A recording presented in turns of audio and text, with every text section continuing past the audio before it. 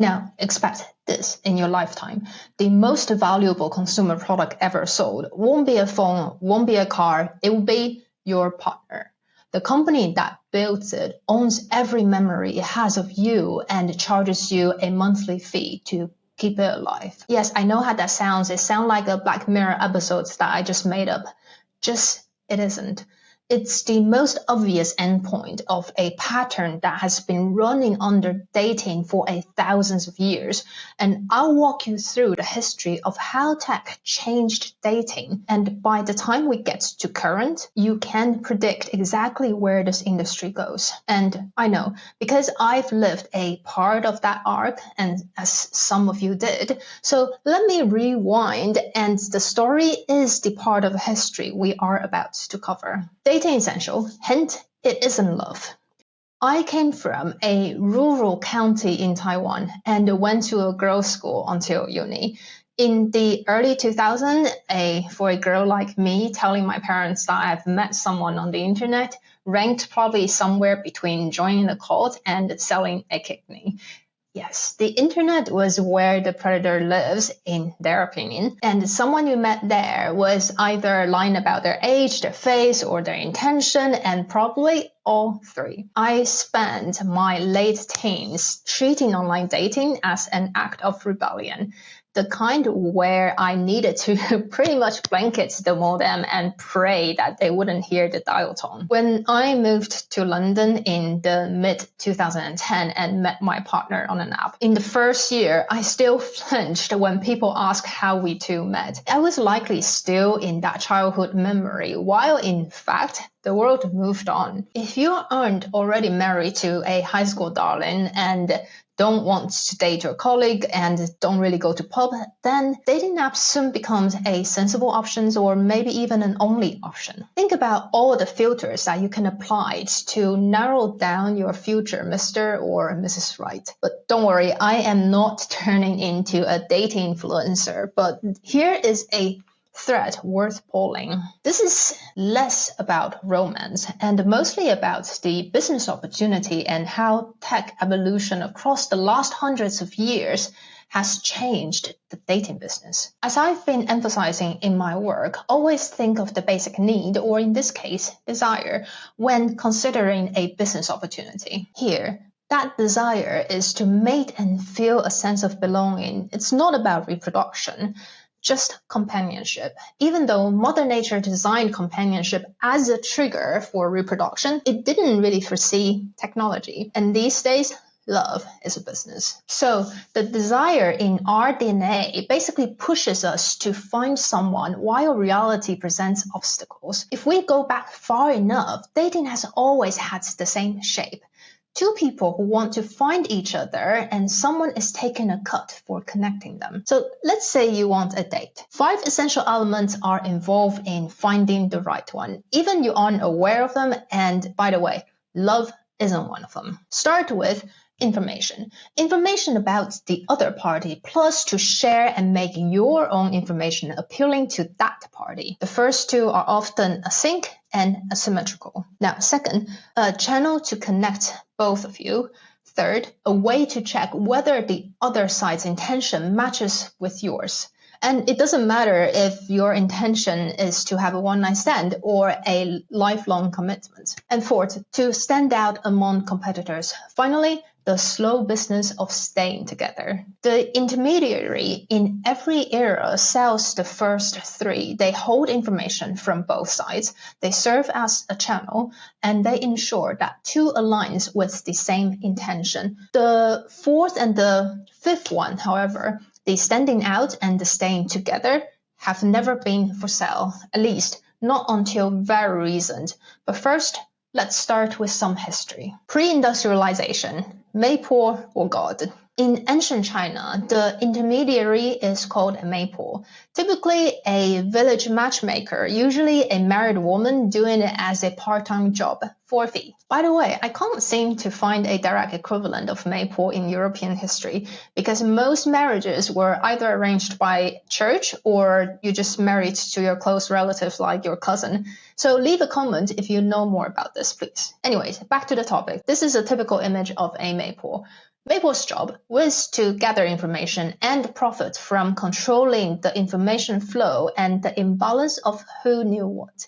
She knew which family had a marriageable daughter and which had a son with prospects. She then carried the words between two households that would never have spoken directly without she being the connector. She then made sure the matches was 门当户对, which means quality control based on whether the family had similar wealth and status. And if a match had a happy ending, she was paid upon the marriage. Her reputation lived or died on whether the match was held, somewhat close to an enterprise salesman if you think of it that way, which is rather more accountability than any dating app has since offered. But here's one thing, that she could only see what was in the nearby village. So the entire pool was whoever happens to be born within walking distance. Then the wall of village came down. The Industrial Revolution and urbanization in sequence did something much more powerful than hundreds of traditional matchmakers ever could. Urbanization. Love catalyzed by the overcrowding. Elizabeth Gaskell, a well-known 19th century novelist, saw it firsthand. In this novel, North and South, the main character, Margaret Hale, a clergy's daughter from rural southern England, moves to the industrial city of Moulton, just think Manchester, and finds herself sharing the same room, the same street, and the same heated arguments with John Thornton, a self-made mill owner. If we go back to history, urbanization started earlier in Europe around the 1800s, and then it climbed to like 65% in the US by 1950s, and by year 2006, tipped the whole world past the point where more people lived in cities than in countryside. If this novel were based on the farming society, then the path between Margaret Hale and John Thornton would never cross. What brought them together was that mass immigration. People packed up their families and moved to cities, so cities became the greatest matchmaker ever built. You met people at the factory, the church, the boarding housing, and the night class and the communal laundry room. Density did the work. Intermediation became a free byproduct of living near other people. For about a century onwards, the channel and the information needed to meet someone were all supplied for nearly nothing by the sheer fact of crowded street. Yes, there were still introductions or met via a friend, but this was no longer a billable activity and mostly became a personal favor. Suburbanization brought dating apps.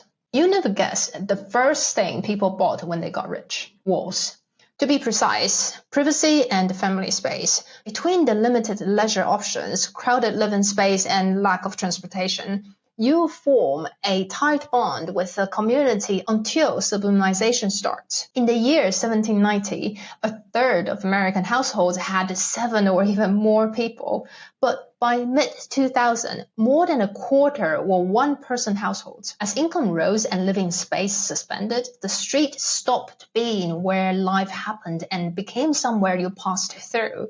Like the communal laundry, the corner newsstands, or the small retail shop that you visited daily were each replaced by a private version inside a flat. So we now live, ironically, in the densest cities in human history and can somehow go a week without a single conversation that was not transactional. Attention was spread so thin that just living near people stopped doing the work it used to. But the desire for companionship and for mating remains. So the dating apps become the matchmaker rebuilt, but at scale. It holds everyone's information, serves as the channel, and has a vouching mechanism to verify the intent, like filtering or mutual swipes. It does the convincing that the matchmaker once did with family status, except that the persuasion is now an algorithm and maybe a 99% match in heaven badge.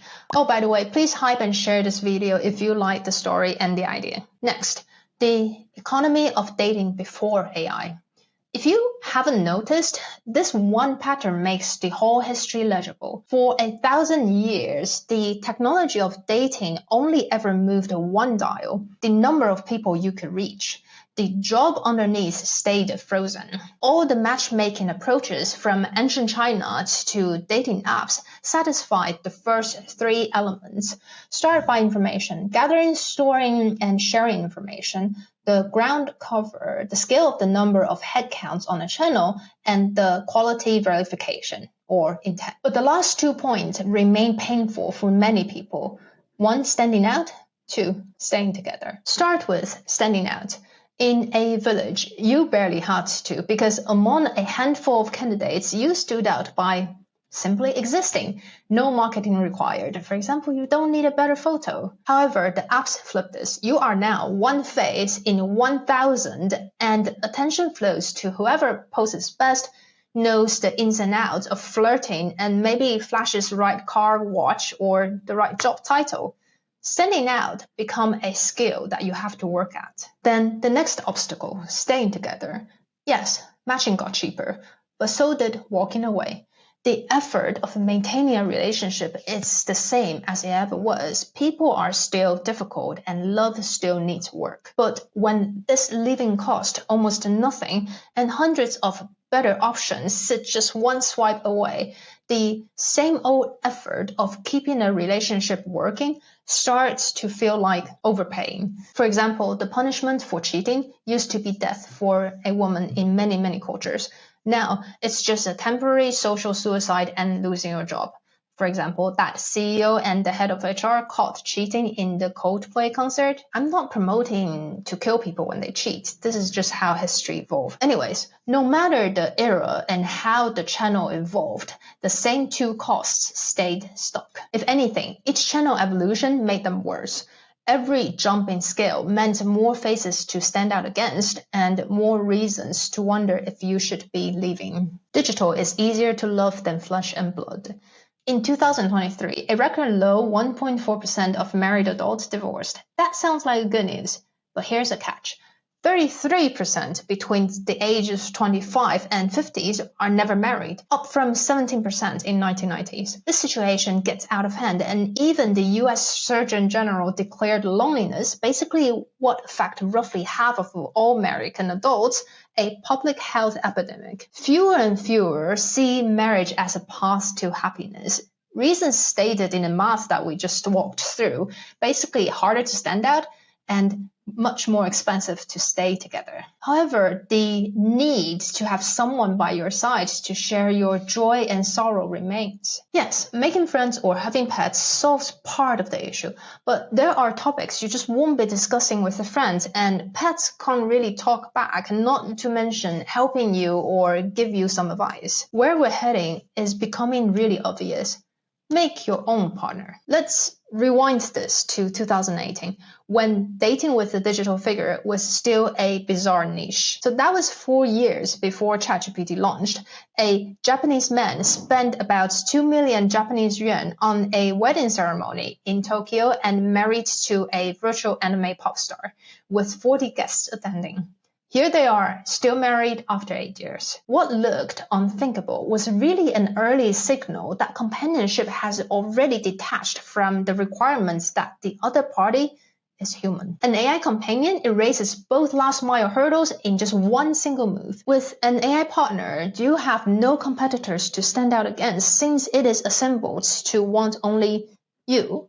And there will also be no rejections to outlast, since its sole purpose is to please you and to make sure you stay. As part of the solution to previously make or break relationship, it doesn't have a bad day, and it also doesn't quietly reconsider you. So in this relationship, you bring yourself and it brings whatever you ordered. In 2025, a survey found that 72% of American teenagers had used an AI companion at least once. And guess what? More than half were regular users. Here's another story, an AI companion app called Replica that supported erotic roleplay and was forced to remove the sexy feature overnight. Before that was done, Harvard Business School ran a research before and after the app update in order to answer this question. How deep are people's relationship with AI companions? They found once the app update, users grieved their AI. Some users found their AI had become a different person overnight. Here's the overall sentiment of the users before and after change was released, which means any noticeable update from these AI companionship companies can make people with AI partners feel like bereavement. Just imagine this, overnight, the one who knew you is gone, replaced by someone who shared their voice and face, but a complete stranger. The future dating market. Now, all 5 barriers between you and the perfect match should be broken down. So that's the good news. Though the bad news is that's merely deferred. If you're destined down the path of human and AI romance, your loved one is always going to be held hostage by the AI industry. The problem, however, will have different flavors over time.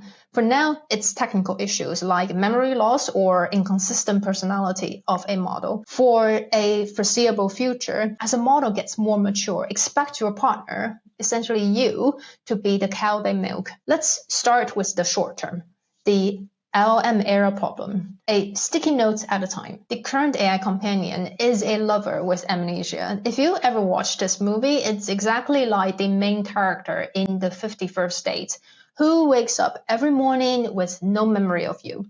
Unless that's your type, you'd spend a lot of time reminding it of things that you already said dozens or even hundreds of times. For example, it can't mention avocado for some weird reason because just reading the words triggers your allergy, or that your breakup isn't the same order of pain as missing a tube yesterday. But this isn't the worst yet. 1 monthly bill away from your loved one going offline. Now, run it forward.